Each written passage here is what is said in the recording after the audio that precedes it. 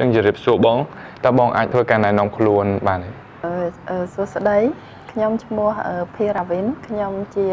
មន្ត្រីផ្នែកស្រាវជ្រាវនៅសាកលវិទ្យាល័យវិទ្យាសាស្ត្រសុខាភិបាលការងារបច្ចុប្បន្នគឺខ្ញុំចូលរួមអនុវត្តគម្រោងស្រាវជ្រាវមួយចំនួននៅសាកលវិទ្យាល័យហើយការងារខ្ញុំមួយទៀតគឺខ្ញុំជាគ្រូបង្រៀនផងដែរនៅសាកលវិទ្យាល័យវិទ្យាសាស្ត្រសុខាភិបាលយើងគឺខ្ញុំបង្រៀនមុខវិជ្ជា Epidemiology និងការវិភាគទិន្នន័យ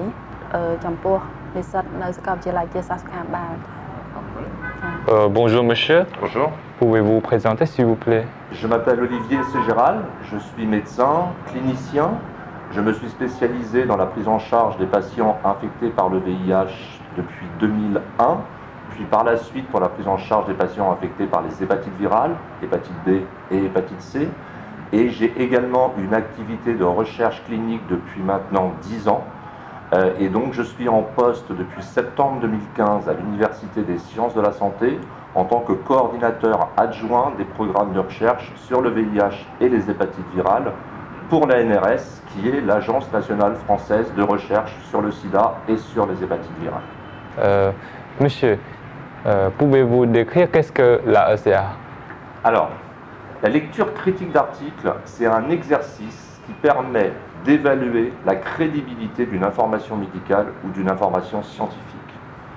Comment? En comprenant la question que les auteurs se sont posés et les objectifs qu'ils se sont fixés, en analysant les moyens et les méthodes qu'ils ont utilisés pour répondre à cette ou ces questions, et aussi en analyser les limites, et par là même être capable de déduire les conclusions, la portée des conclusions de l'article et l'impact que cet article peut avoir sur la pratique médicale, voire sur la santé publique d'un pays. តើបងអាចពន្យល់ថាតើអ្វីដែលហៅថា LCA ចាចំពោះតើយើងអ្វីទៅដែលយើងហៅថា LCA ហើយជាភាសាខ្មែរយើងអាចនិយាយបានថាជាការអានអត្ថបទវិទ្យាសាស្ត្រដោយធ្វើការវិភាគអំពីព័ត៌មាននៅក្នុងហ្នឹងអញ្ចឹងយើងថាអត្ថបទវិទ្យាសាស្ត្រមួយគឺអ្នកនិពន្ធគាត់សរសេរហ្នឹងគឺដើម្បីឆ្លើយតបឬក៏បកស្រាយទៅនឹងចម្ងល់មួយដែលតាមបែបវិទ្យាសាស្ត្រដោយអ្នកនិពន្ធគាត់សរសេរគឺគាត់មានបញ្ជាក់ជាក់លាក់អំពីពីកម្មវត្ថុនៃរបស់អត្ថបទឬក៏ដើម្បីឆ្លើយតបទៅនឹងសំណួរវិទ្យាសាស្ត្រមួយដោយប្រើវិធីសាស្ត្រផ្សេងវិធីសាស្ត្រដែលជាក់លាក់ដើម្បីឆ្លើយតបទៅនឹងសំណួររបស់គាត់ហើយលទ្ធផលដែលគាត់អ្នកនិពន្ធសរសេរនៅក្នុងអត្ថបទវិទ្យាសាស្ត្រនោះគឺដើម្បីយើងយកមកប្រើប្រាស់ជាព័ត៌មានវិទ្យាសាស្ត្រដែលអាចយកទៅប្រើប្រាស់ក្នុងការធ្វើឲ្យការអនុវត្តយើងកាន់តែប្រសើរឡើងទទួលជាព័ត៌មានដែលថ្មីឬក៏ជាអនុសាសន៍ផ្សេងដើម្បីយើងយកទៅអនុវត្តដើម្បីឲ្យធ្វើពាក់ព័ន្ធទៅនឹងការព្យាបាលឬមួយក៏អនុសាសន៍ពាក់ព័ន្ធនឹងការធ្វើឲ្យសុខភាពសាធារណៈរបស់ប្រជាជនកាន់តែប្រសើរឡើងចា៎ Alors monsieur, pouvez-vous expliquer pourquoi apprendre la ECA quand on est étudiant est aussi important? Ça, c'est une excellente question, parce que je suis sûr que beaucoup d'étudiants se posent cette question en se demandant à quoi ça sert que j'apprenne à lire des articles si je ne peux pas faire de l'enseignement ou de la recherche. Ce qu'il faut comprendre, c'est que la lecture critique d'articles, ce n'est pas réservé aux épidémiologistes ou aux chercheurs. C'est un enseignement de base qui est indispensable, quelle que soit la spécialité médicale à laquelle on se destine, et quel que soit le lieu d'exercice, que ce soit à l'hôpital ou que ce soit dans le secteur privé. Pourquoi? Ça va vous servir demain, déjà. Vous allez être bientôt interne, vous allez devoir rédiger votre thèse, et la lecture critique d'articles va vous servir. Ça va vous servir aussi quand vous allez passer dans les différents services en tant qu'interne, s'il y a des séances de bibliographie organisées au sein de ces services. Ça va vous servir après-demain, quand vous allez devenir médecin et que vous allez prendre en charge des patients, que ce soit à l'hôpital ou dans le secteur privé, pour rester informé des nouvelles connaissances médicales. La médecine va très vite. Toutes les semaines, il y a des nouveaux outils diagnostiques, des nouveaux traitements, des nouvelles stratégies. Et il est indispensable que vous soyez informés de manière à pouvoir informer vos patients. Sinon, vos patients vont aller chercher l'information sur Internet eux-mêmes et vont avoir une information mauvaise, une information médiatisée. Donc c'est votre rôle de les informer. En tant que médecin, bien évidemment aussi, il faut que vous pratiquiez une médecine de qualité. Et une médecine de qualité, c'est une médecine qui est basée sur des preuves scientifiques et pas sur des habitudes ou pas sur des ressentis. Donc vous voyez qu'en tant que médecin, cela va vous servir. Et puis, bien sûr, certains d'entre vous vont peut-être devenir chercheurs ou enseignants. Et à ce moment-là, bien évidemment que la lecture critique d'articles est aussi indispensable. C'est la première étape de toute démarche scientifique dans le cadre d'une recherche. Quand on se pose une question, on doit d'abord vérifier que d'autres auteurs ne se sont pas posé la même question et n'ont pas déjà apporté des réponses partielles ou complètes à cette question. Donc vous voyez que la lecture critique d'articles, c'est un processus indispensable à toutes les étapes et c'est la raison pour laquelle, en France, c'est devenu un enseignement obligatoire depuis maintenant plus de 10 ans. ពួកបងតើបងអាចបញ្យល់បានទេថាហេតុអ្វីបានជា LCA សំខាន់សម្រាប់និស្សិត ចា LCA គឺពិតជាសំខាន់សម្រាប់និស្សិតរបស់យើងពីព្រោះបច្ចុប្បន្ននៅពេលដែលគាត់ជានិស្សិតគាត់ត្រូវការចំណេះដឹងក្នុង LCA នេះដើម្បីអាចជួយគាត់នៅពេលដែលគាត់ត្រូវដល់ថ្នាក់បញ្ចប់ថ្នាក់បញ្ញាបត្ររបស់គាត់ត្រូវរៀបចំសារណារបស់គាត់គឺគាត់យកទៅប្រើប្រាស់ដើម្បីធ្វើជា literature review ដើម្បីរៀបចំនិក្ខេបបទរបស់គាត់បញ្ចប់ការសិក្សានៅពេលដែលគាត់នៅថ្ងៃអនាគតនៅពេលដែលគាត់ក្លាយជាគ្រូពេទ្យហើយការអានអត្ថបទវិទ្យាសាស្ត្រចំណេះដឹងរបស់គាត់ទាក់ទងនឹង LCA នេះគឺគាត់នឹងប្រើដើម្បីគាត់ជាប្រយោជន៍ក្នុងការធ្វើបច្ចុប្បន្នភាពព័ត៌មានវិទ្យាសាស្ត្រទាំងឡាយដែលពាក់ព័ន្ធជាពិសេសសម្រាប់និស្សិតវិទ្យាសាស្ត្រគឺគាត់ប្រើដើម្បីធ្វើបច្ចុប្បន្នភាពចំណេះដឹងរបស់គាត់ទាក់ទងទៅនឹងការព្យាបាលទៅទាក់ទងទៅនឹងឱសថថ្មីដែលគេទើបតែរកឃើញទាក់ទងនឹងតេស្តផ្សេងដែលគេប្រើប្រាស់ដើម្បីព្យាបាលក្នុងការព្យាបាលជំងឺដែលប្រកបដោយគុណភាពហើយបើសិនជាក្នុងចំណោមអ្នកទាំងអស់គ្នាមានអ្នកដែលគាត់ថ្ងៃអនាគតទៅគាត់ចង់ក្លាយជាអ្នកស្រាវជ្រាវការអានអត្ថបទវិទ្យាសាស្ត្រនេះចំណេះដឹងក្នុងការអានអត្ថបទវិទ្យាសាស្ត្រនេះក៏នឹងជាប្រយោជន៍សម្រាប់គាត់ក្នុងការគាត់ធ្វើបច្ចុប្បន្នភាពចំណេះដឹងដែរថាតើចំណេះដឹងនិងព័ត៌មានថាតើគម្រោងស្រាវជ្រាវឬក៏ជាចម្ងល់របស់អ្នកគាត់ដែលគាត់មានបំណងនឹងធ្វើការស្រាវជ្រាវនោះមានអ្នកស្រាវជ្រាវផ្សេងនៅលើពិភពលោកនេះគាត់បានធ្វើឲ្យរនៅហើយថាតើសំណួរដែលគាត់នឹងលើកឡើងដើម្បីធ្វើការស្រាវជ្រាវនេះវាដូចនឹងអ្នកស្រាវជ្រាវដទៃទៀតដែរឬទេឬមួយក៏គាត់ថានៅមានចំណុចខ្វះខាតដែលគាត់គម្រោងស្រាវជ្រាវរបស់គាត់គឺគាត់អាចធ្វើទៅបានដើម្បីបំពេញចំណេះដឹងវិទ្យាសាស្ត្រផ្សេងចា៎ Bon monsieur, pouvez-vous décrire comment sera structuré les enseignements? Oui, alors l'enseignement de lecture critique d'articles sera réalisé sur 3 années, donc en 4e, 5e et 6e année de médecine. Chaque année sera composée d'un séminaire d'une semaine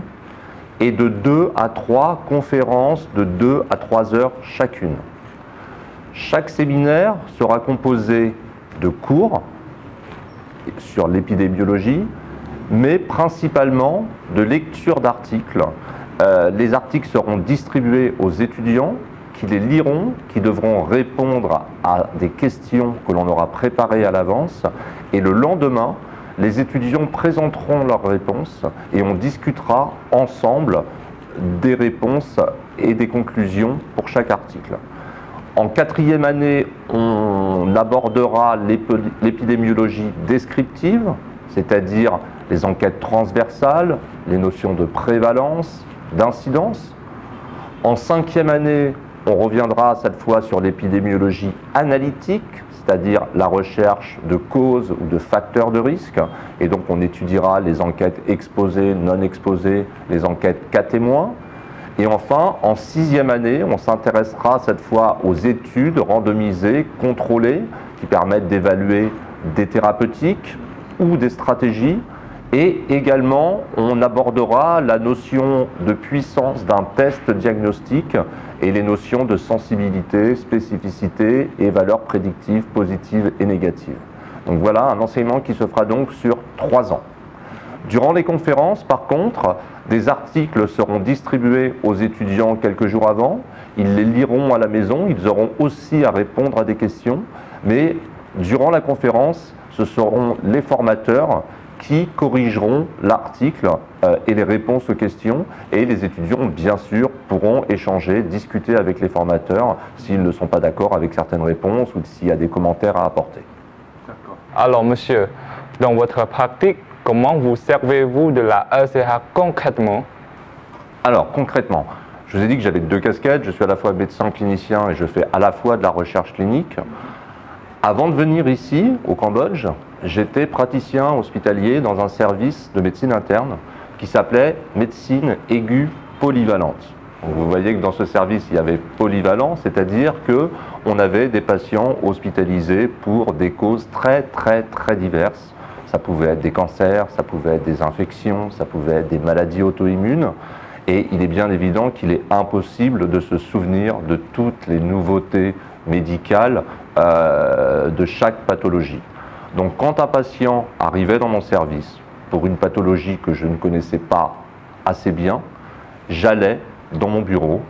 faire une revue de la bibliographie pour être au courant des derniers traitements, des dernières stratégies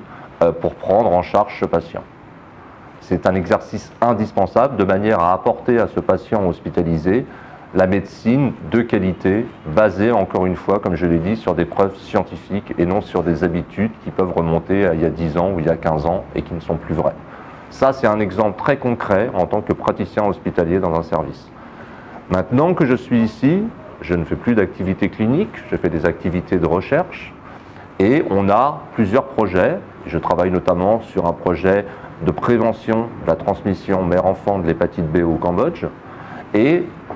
avant de mettre en place ce projet, bien évidemment aussi, j'ai été relire quels sont les articles qui ont été publiés sur la prévention de la transmission mère-enfant de l'hépatite B en Asie. Est-ce qu'il était pertinent de se poser cette question? Et quelles sont les stratégies qui sont déjà en place, qui sont recommandées et qui ont été publiées? Et ensuite, comment on va pouvoir adapter ces stratégies dans un pays comme le Cambodge, où certains outils diagnostiques ne sont pas accessibles, où certains traitements, comme les immunoglobulines pour le bébé, ne sont pas accessibles, et comment on va pouvoir mettre en place un projet de recherche opérationnel pour le Cambodge, pour aider les autorités nationales cambodgiennes. Pour ça, pour pouvoir travailler sur ce projet, il faut lire des articles pour savoir ce qui est déjà fait et ce que l'on peut apporter comme réponse supplémentaire. Voilà, donc vraiment deux choses très concrètes, une application clinique et une application sur la recherche. ចំពោះបងតើ LCA បានបម្រើអ្វីខ្លះដល់ការអនុវត្តប្រចាំថ្ងៃបងបង ចា LCA បច្ចុប្បន្នហ្នឹងតើតើការងារអនុវត្តរបស់ខ្ញុំជាប្រចាំដោយសារខ្ញុំធ្វើការរាល់ថ្ងៃខ្ញុំធ្វើការជាអ្នកស្រាវជ្រាវនៅសាកលវិទ្យាល័យវិទ្យាសាស្ត្រការបាលអញ្ចឹង LCA គឺខ្ញុំប្រើជាប្រចាំពីព្រោះថាដើម្បីយើងចង់លើកកម្រងស្រាវជ្រាវអ្វីមួយគឺយើងចាំបាច់ត្រូវតែអានអត្ថបទវិទ្យាសាស្ត្រស្រាវជ្រាវរកអត្ថបទវិទ្យាសាស្ត្រផ្សេងៗដើម្បីមកអានដើម្បីធ្វើបច្ចុប្បន្នភាពទៅលើព័ត៌មានទាំងនោះថាតើឧទាហរណ៍ថាខ្ញុំមានកម្រងសិក្សាស្រាវជ្រាវមួយអំពីទៅលើរឿងជំងឺរលាកថ្លើមប្រភេទ C នៅស្រុកខ្មែរយើង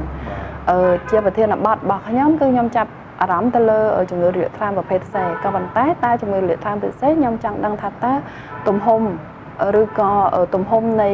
បញ្ហាតាក់ទងនឹងជំងឺរលាកថ្លើមប្រភេទ C នៅប្រទេសកម្ពុជាប៉ុណ្ណាតើមានក្រុមអ្នកស្រាវជ្រាវណាមួយដែលគាត់បានធ្វើ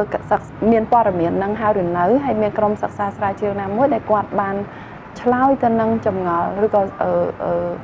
រឿងនឹងហើយឬនៅដូច្នេះខ្ញុំចាំបាច់ត្រូវតែ ស្រាវជ្រាវរកអត្ថបទវិទ្យាសាស្ត្រដើម្បីយកមកអានបំពេញចំណេះដឹងឬក៏ឆ្លើយទៅនឹងអ្វីដែលយើងកំពុងតែចង់ដឹងអញ្ចឹងនៅពេលនោះគឺយើងដឹងថាតកតងទៅនឹងជំងឺរលាកថ្លើមប្រភេទ C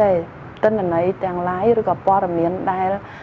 ទូលំទូលាយទៅលើរឿងហ្នឹងចំពោះប្រជាជនកម្ពុជានៅប្រទេសកម្ពុជាយើងអត់ទាន់មាននៅឡើយទេអញ្ចឹងតាមរយៈ LCA គឺយើងអាចដឹងបានដូច្នេះយើងអាចធ្វើការវាយតម្លៃថា